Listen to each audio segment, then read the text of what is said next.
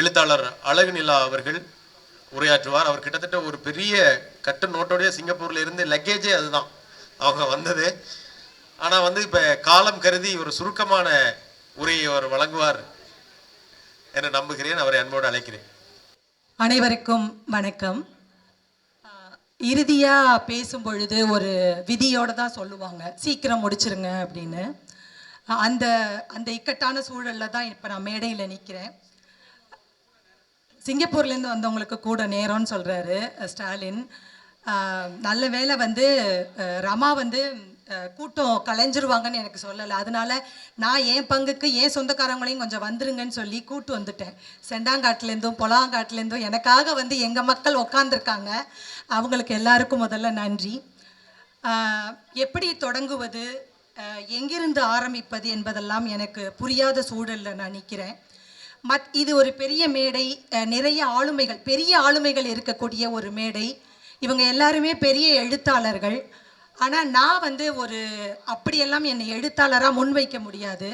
நான் ஒரு வாசகியாகத்தான் இந்த உரையை உங்கள் முன் வழங்க இருக்கிறேன். ரமாவோட ஆகுல் நாவல் வந்து எப்படி தொடங்குது அப்படின்னா, எப்படி முடியுது, நான் வந்து முடிவிலிருந்து தொடங்கலாம் அப்படின்னு பார்க்குறேன். அவங்க எப்படி முடிக்கிறாங்கன்னா, இந்த பூமியை விட்டு எதுவும் எங்கேயும் போயிட முடியாது அப்படின்னு முடிக்கிறாங்க. இந்த பூமியை விட்டு எதுவும் எங்கேயும் போயிட முடியாது அப்படிங்கிறது தான் நாவலோட முடிவாக ரமா சுரேஷ் முடிக்கிறாங்க. அப்போ ரமா முடிக்கிற இந்த இடத்து தான் நாவல் வந்து முன்வைக்குதுன்னு நான் நினைக்கிறேன். இந்த பூமியில் விட்டு எதுவும் எங்கேயும் போயிட முடியாதுன்னா எது போக முடியாது? மனிதர்கள் போக முடியாது, அவர்களுடைய நினைவுகள் போக முடியாது, அவர்களுடைய கதைகள் போகவே முடியாது. அதனால தான் ரமா வழியா அந்த தலைமுறை வந்து மறுபிறப்பு எடுத்திருக்காங்க. அவர்களுடைய நினைவுகளும் கதைகளும் மனிதர்களும் இந்த நாவலின் வழியாக மறுபிறப்பு எடுத்திருக்கிறார்கள். அப்போ இந்த நாவலில் வந்து இப்போ எல்லாருமே பேசி முடிச்சுட்டாங்க, கதையை சொல்லிட்டாங்க, பொது உடைமை இயக்கம், இடதுசாரி அமைப்பை பற்றி சொல்லிட்டாங்க. அப்போ நான் எதை சொல்கிறது? இந்த கதையை நீங்கள் திரும்பி சொன்னால் நீங்கள் போய் படிக்க மாட்டீங்க. இந்த ஊர் மக்களுக்கு அந்த கதை தெரிந்திருக்கவும் வாய்ப்பு இருக்குது. அப்போ நான் ரமாவோட வார்த்தைகளையே சரடாக எடுத்துக்கொண்டு நான் என்னோட பேச்சை முன்வைக்க விரும்புகிறேன். அவங்க சொல்கிறாங்க, ஒரு மனுஷனை பார்த்தா அவன் வரலாறை கேட்டு தெரிஞ்சுக்கணும், பார்த்து புரிஞ்சுக்கணும், அந்த வரலாறு ஊர் உலகத்துக்கு உதவும்னு தோணுச்சுன்னா அவன் கதையை பாட்டை எழுதணும் அப்படின்னு சொல்லியிருக்காங்க.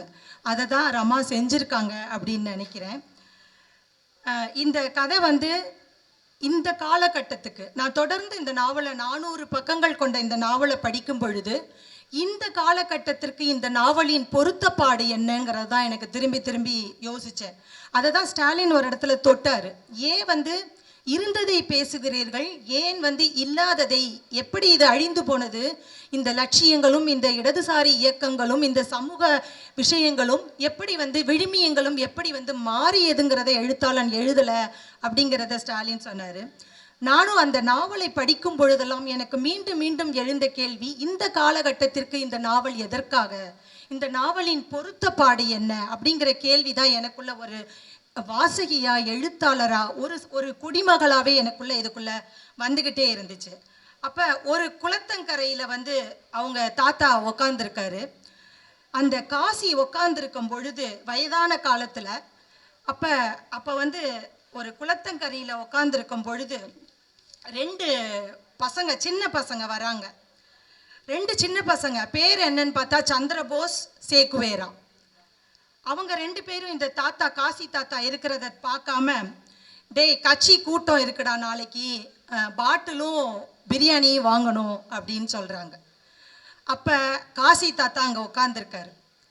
அப்போ இந்த காட்சி தான் இந்த நாவலோட ஸ்டாலின் கேட்ட கேள்விக்கான பதிலாக இருக்குது. இன்னைக்கு சந்திரபோஸும் சேகுவாராவும் கட்சி கூட்டத்திற்கு பாட்டிலையும் பிரியாணியையும் வாங்க இருக்கும் பொழுது ஒரு இடதுசாரி தலைவன் சிறைக்கு போய் கத்தியால் குத்து வாங்கியிருக்காரு. காசிநாதன் கத்தியால் குத்தி கிழிச்சிருக்கான் தோல்லையும் மார்புலையும். அந்த மனிதன் அந்த குளத்தங்கரையில் உட்கார்ந்து இருக்கும் பொழுது அவன் என்ன நினைத்திருப்பான்? நான் எதற்காக நான் உழைத்தேன், எதற்காக போராடினேன், எதற்காக சிறைக்கு சென்றேன்? இவர்களுக்காகவா, இந்த சமூகத்திற்காகவா நான் என் சொத்தை விட்டேன், என் பிள்ளைகளை பார்க்க மறந்தேன், என் குடும்பத்தை தவிக்க விட்டேன்? எத்தனை கேள்விகள் அந்த மனிதனுக்குள் ஓடி இருக்கும். நான் திரும்பி திரும்பி படிக்கிறேன், என்னால தாங்கவே முடியல. எப்படி இப்படி ஒரு மனசு மனிதனுக்கு வரும்? இத்தனை பேர் இருக்கிறோம், ஏன் ஒருவன் மட்டும் எழுந்து வருகிறான் சமூகத்திற்காக? ஏன் ஒருவன் மட்டும் போராடுகிறான்? அவன் இல்லாதவன் கூட கிடையாது, அவனுக்கு அவ்வளவு சொத்து பத்துகள் இருக்கிற அந்த மனிதன் ஏன் பிறருக்காக குரல் கொடுக்க வேண்டும்? அந்த மனநிலை ஏன் நமக்கு வாய்க்க மறுக்கிறது? இந்த கேள்வியை நாவல் தொடர்ந்து எல்லா பக்கங்களிலும் முன்வைத்து கொண்டே இருக்கிறது. அதன் வழியாக என்னை குற்ற உணர்ச்சிக்கு ஆளாக்குகிறது. எப்பொழுதுமே இந்த முகநூல் பக்கத்துல என்கிட்ட பேசும் பொழுது தோழர்னு கூப்பிடுவாங்க. அது எனக்கு ரொம்ப ரொம்ப கூச்சமா இருக்கும். அது என்னை நான் ஒரு கட்டுரையை எழுதலான்னு இருக்கேன், தயவு செய்து என்னை தோழர் என்று கூப்பிடாதீர்கள். அது ஒரு ஜனநாயக சொல். சக மனிதனை காம்ரேட்ஸ்னு, சக தோழனை கூப்பிட்ட சொல் தான், நான் மறுக்கவில்லை. ஆனால் நான் அப்படியான வாழ்க்கையை வாழவில்லை. நான் முதலாளியத்திற்கு கீழே தான் சோறு திங்கிறேன். என்னை ஒருத்தன் அப்படி ஒரு இடதுசாரி என்னை கூப்பிடும் பொழுது நான் கூனி குறுகுகிறேன். எனது வாழ்க்கை அப்படி இல்லையே என்று எனக்கு குற்ற உணர்வுக்கு உள்ளாகுகிறேன். இந்த இயக்கம் தோல்வி கண்டிருக்கிறது. இந்த இயக்கத்தின் மீது எனக்கும் விமர்சனங்கள் இருக்கிறது. ஆனால் இந்த இயக்கத்தில் இருந்த அடிமட்ட தொண்டன் தன் வாழ்வை பணயம் வைத்திருக்கிறான். இது ஒரு தாத்தா கிடையாது, எத்தனையோ எத்தனையோ தாத்தாக்கள் இது போல தங்கள் வாழ்க்கையை பணயம் வைத்திருக்கிறார்கள். அதை இளைய தலைமுறை இன்னைக்கு பாட்டிலிலும் பிரியாணியிலும் கரைத்து கொண்டிருக்கிறது. இதை நம்ம இதை ஸ்டாலின் கேட்டது போல இந்த சமூக மாற்றம் எப்படி நிகழ்ந்தது, எதனால் நிகழ்ந்தது, எங்கே எதை தொலைத்தோம், பதில் தெரியவில்லை. இதுல ஒரு வரி வருது, மலாயாவுக்கும் ஸ்ரீலங்காவுக்கும் போயிட்டு சொத்து சேர்த்துட்டு வருவானுங்கன்னா பெட்டி பெட்டியா புத்தகங்களை கொண்டு வந்து குவிக்கிறானுங்க, அந்த புத்தகங்களையும் ஒழிச்சு வச்சு படிக்கிறானுங்க அப்படின்னு ஒரு வரி வருது. இந்த ஆம்பலாப்பட்டி என்கிற கிராமம் சாலைகள் இல்லாமல் வெறும் கரடு முரடாக இருந்த பொழுது ஒரே ஒரு புத்தகம் உள்ளே நுழைகிறது. அந்த புத்தகம் கம்யூனிசத்தை இந்த கிராமத்திற்கு கொண்டு வருகிறது. அதனால்தான் புத்தகங்களை கண்டால் மனிதர்கள் பயப்படுகிறார்கள். அந்த புத்தகம் கார்ல் மார்க்ஸ் எழுதின மூலதனம் அல்லே வருது. இது இந்த கிராமத்துல ஒரு பெரிய புரட்சியை, மாற்றத்தை, சமூக மாற்றத்தை உண்டாக்குகிறது. எனக்கு ரமா மேல ஒரு சின்ன வருத்தம் இருக்கு. அதை நான் போய் சிங்கப்பூர்ல பைசல் பண்ணணும்னு நினைக்கிறேன். ஏன்னா இதுல கோபாலரை கொஞ்சம் வில்லனா காமிச்சிருக்காங்க. அதுல எனக்கு ஒரு வருத்தம் இருக்கு. அதை நம்ம பேசி தீர்த்துக்கலாம் அப்படின்னு நான் நினைச்சேன். ஆனா இந்த நாவல் மீது எனக்கு உள்ள ஒரு கருத்து என்னவென்றால், இது ஆம்பலாப்பட்டுல இவர்கள் இந்த இடதுசாரி தோழர்கள் எதிர்த்தது அத்தனையும் தங்களுடைய ஜாதியை சார்ந்த ஜமீன்களைத்தான். அப்போ இந்த இடத்துல அது ஒரு வர்க்க போராட்டமாகத்தான் வெடித்திருக்கிறது. இங்கு ஜாதியம் என்னவாக இருந்தது? அப்போ அந்த காட்சிகள் தான் ரமா தன் மீதும் தாத்தா மீதும் இந்த இடதுசாரி மீதும் விமர்சனமாக முன்வைக்கிறார். காசியும் சீனியும் சந்தித்துக் கொள்கிறார்கள். சீனி கேட்கிறார் காசியிடம், தோழர், உங்களுக்கு 5 மகள்கள் இருக்கிறார்களே, என் மகனுக்கு உங்கள் மகளை கட்டி கொடுப்பீர்களா என்று கேட்கும் பொழுது அவர் ஒண்ணுமே சொல்லாம குளத்துல விளையாண்டுகிட்டு இருக்காரு. என்ன தோழர், பதிலே சொல்ல மாட்டேங்கிறீங்க, இதற்கு நான் எப்படி பதில் சொல்வது, என் மகள்கள் அல்லவா முடிவு செய்ய வேண்டும் அப்படின்னு அவர் சொல்றார். அப்ப ரமா ஒரு வார்த்தை எழுதுறாங்க, எங்கள் இருவர் வீட்டுக்கும், காசி நினைச்சு பார்க்கிறாரு, எங்கள் இருவர் வீட்டுக்கும் இடையே ஒரே ஒரு சாலைதான், 10 தப்படி இடைவெளியில் தான் எனது குடிசையும் அவனது குடிசையும். நாங்கள் வாழ்நாள் முழுவதும் அவன் என்னை தோழன் என்று அழைப்பான், நான் அவனை தோழன் என்று அழைப்பேன், தோழர் என்று அழைப்பேன் அப்படின்னு காசி நினைக்கிறார். இந்த ஒரு காட்சி தான் இங்க ஜாதியம் என்னவாக இருந்தது, ஜாதிய ரீதியாக என்ன விதமான அடக்குமுறை, இடதுசாரிகள் அதை எவ்வாறு எதிர்கொண்டார்கள்ங்கிறதுக்கான கேள்வியை, விமர்சனத்தை ரமா அதாவது இப்போ நான் இப்படி இந்த மேடையில் நின்று பேசுகிறதுக்கு கூட இன்னைக்கு அரசியல் சரிகளோடு பேச வேண்டி இருக்கிறது. பொலிட்டிக்கலி நான் கரெக்டாக பேச வேண்டியிருக்கு. ஏன்னா இன்னை இருக்கிற சூழல் அப்படியாக இருக்கிறது. அப்போ பயம் இருக்குது. மேடைகளில் பேசும் பொழுது எதை பேசணும், யாரை பேசணும், எந்த சமூகத்தை பேசணும், எதை பேசக்கூடாது என்பது இப்பொழுது இந்த காலகட்டத்தில் ரொம்ப பெரிய அழுத்தமாக இருக்கிறது அனைவருக்குமே. ஏன்னா உங்களுக்கு எல்லாருக்குமே தெரியும் இன்றைய அரசியல் சூழல். அப்போ ஒரு பெண் அரசியல் பின்புலத்தில் ஒரு நாவலை எழுதுகிறாள். அது அவள் குடும்ப கதையாகவே இருந்தாலும் அவள் அதை மாற்றிதான் எழுத வேண்டும். என்னால் அந்த பயம் இருக்கும். எத்தனை எதிர்ப்பு வரும், ஜாதிய ரீதியாக எத்தனையை நாம் எதிர்கொள்வோம் என்கிற எதிர்ப்புகளுக்கு மத்தியில் ஒரு பெண் துணிந்து அத்தனை பெயர்களையும் மாற்றாமல் இதுதான் எங்கள் வாழ்க்கை, இதுதான் எங்கள் குடும்பம், இப்படித்தான் இடதுசாரிகள் இருந்தனர் இந்த கிராமத்தில், என்னென்னத்திற்காக போராட்டினார்கள், எதற்காக குத்துப்பட்டார்கள், எதற்காக செத்து போனார்கள், எங்கே ஜாதியை அவர்களால் விட முடியவில்லை, வர்க்க போராட்டத்தை நிகழ்த்தியவர்கள் ஏன் இதை செய்ய முடியவில்லை என்று அத்தனையையும் மிக மிக நேர்மையாக, அவ்வளவு அழகாக, அவ்வளவு கலைநுட்பத்தோடு ரமா பதிவு செய்யும் பொழுது இந்த கிராமத்தில் இருந்து சற்று தொலைவில் வசித்த நான் இதை பற்றிய எந்த பிரக்னையும் இல்லாமல், இதை பற்றிய எந்த அறிவும் இல்லாமல் வளர்ந்து படித்து ஒரு முதுகலை பட்டம் பெற்று நான் வெளியேறி இருக்கிறேன் இந்த நாட்டை விட்டு என்று நினைக்கும் பொழுது மனது குற்ற உணர்வுல கனக்குது, பாரமாகி போகிறது. அப்போ இங்கே இருக்கிற ஆம்பலாப்பட்டு இளைய தலைமுறைன்னு இல்லை, இந்த தமிழ்நாட்டில் இல்லை இந்தியாவில் இடதுசாரி இயக்கம் அடிமட்ட தொண்டன் என்னவாக இருந்தான், போலீஸ் தேடும் பொழுது அவன் எங்கெல்லாம் ஓடி ஒளிஞ்சான், பெயர்களை மாற்றிக்கொண்டார்கள். கிட்டத்தட்ட ஒரு தீவிரவாதியை தேடுவது போல அன்னைக்கு அவர்கள் தேடப்பட்டார்கள். பெண்கள் அவர்களை பாதுகாத்தார்கள். மக்களுக்காக பணி செய்த ஒருவன் ஓடி ஓடி ஒளிந்தான். ஆனால் மக்களை சுரண்டியவன் தைரியமாக உட்காந்து சாப்பிட்டான், சொத்து சேர்த்தான், சந்தோஷமா இருந்தான். அதை தான் ரமா பல விதத்தில் சொல்கிறாங்க. ஜமீன், இப்போ மதுக்கூர் ஜமீன், பாப்பாநாட்டு ஜமீன், மதுக்கூர் ஜமீனுக்கு ப்ளஷர் கார் வாங்கி கொடுக்குறாங்க, மக்கள் சேர்ந்து கார் வாங்கி கொடுக்குறாங்க. ஆனால் அதிகாரத்தில் இருக்கிறவன், முதலாளியாக இருக்கிறவன் கடைசி நேரத்தில் மக்களை கைவிடுறான். அதில் ஒரு இடத்துல சொல்கிறாங்க, முதலாளித்துவம் என்பதே ஒரு மன நோய் அப்படின்னு அதை எழுதுகிறாங்க. இன்றைக்கி நம்ம எல்லாருமே ஒரு பார்ட் ஆஃப் அந்த நோய்க்குள்ளே சிக்கிக்கிட்டு தான் இருக்கோங்கிறத நம்ம யாராலையும், பெரும்பான்மையானவர்கள் தோழர்களை தவிர நாம் அதை மறுக்கவே முடியாது என்று நான் நினைக்கிறேன். எனக்காக வாழ்ந்தேன், எனக்காக சம்பாதிச்சேன், எனக்காக செத்தேன்னு வாழக்கூடாது அப்படின்னு காசி சொல்கிறாரு. ஆனால் நம்ம எல்லாரும் அப்படித்தான் இன்னைக்கு வாழ்ந்துகிட்டு இருக்கோம். ஏன் அப்படி வாழ்கிறோம், எதை தொலைச்சோம், எனக்கு பதில் தெரியல. அதற்கு யார் சொல்வது பதிலை இடதுசாரி தோழர்கள் சொல்ல போகிறார்களா, இல்லை இந்த நாட்டின் வரலாறு சொல்ல போகிறதா, இந்த நாட்டின் மக்களுக்காக பாடுபட்ட தலைவர்களோ அவர்கள் தலைமுறைகளோ சொல்ல போகிறார்களா, எனக்கு பதில் தெரியவே இல்லை. ஆனால் இந்த நாவலை படிக்கிற ஒவ்வொரு பக்கத்திலும் நான் குற்ற உணர்வுக்கு தொடர்ந்து ஆளாகி கொண்டே இருந்தேன். என்னை தொந்தரவு செய்து கொண்டே இருந்தது.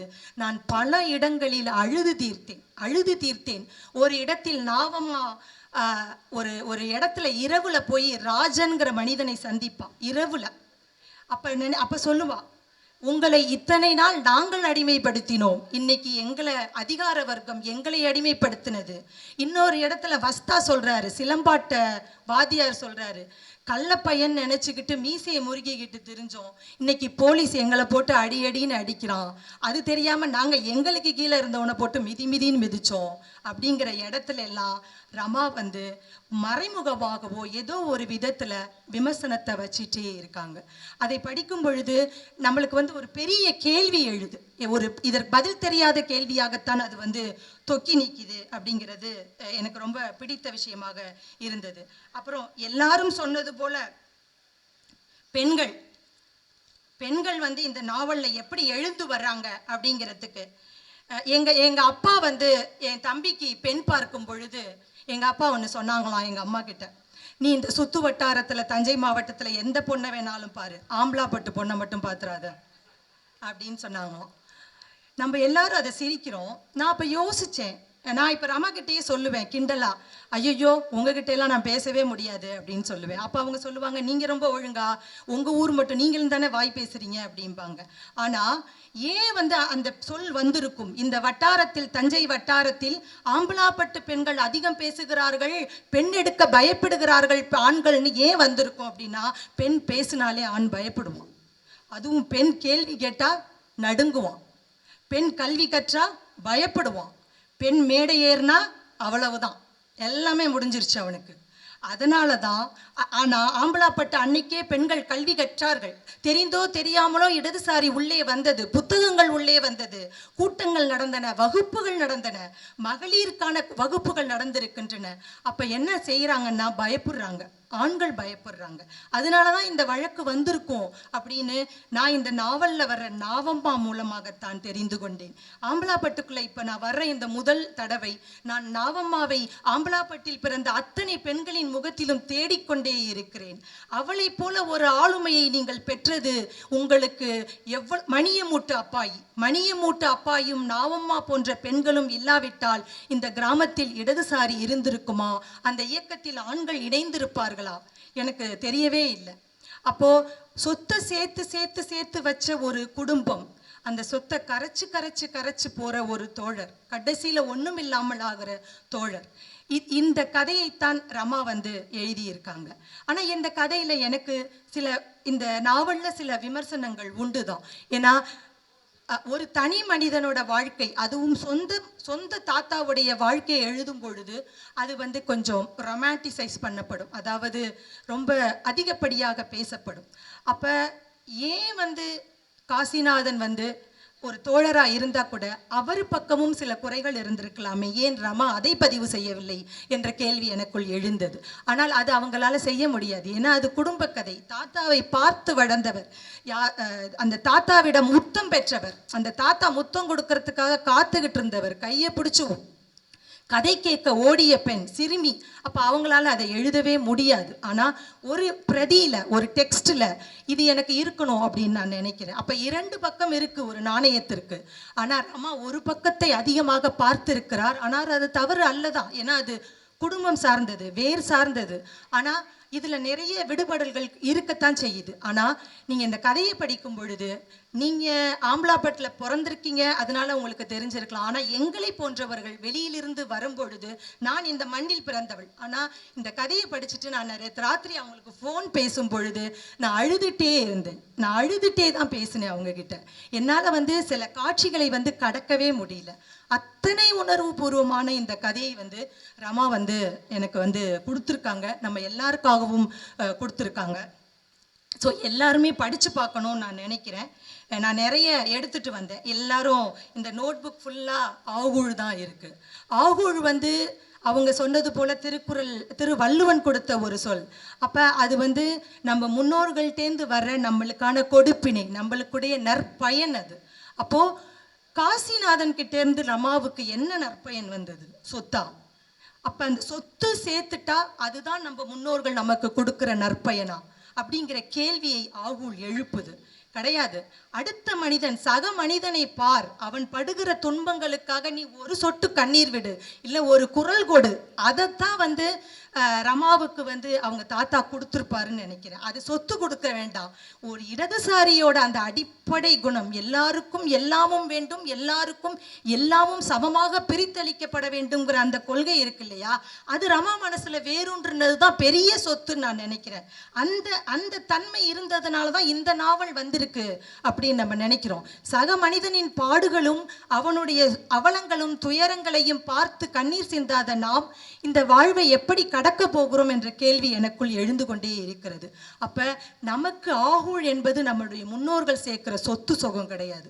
அவர்கள் கொடுத்துட்டு போற கல்வியும் சிந்தனையும் மாற்றம், நம்ம சிந்தனையில ஏற்படுற மாற்றமும் தான் நமக்கு அவங்க கொடுக்குற பெரிய ஆகூழ்னு நினைக்கிறேன்.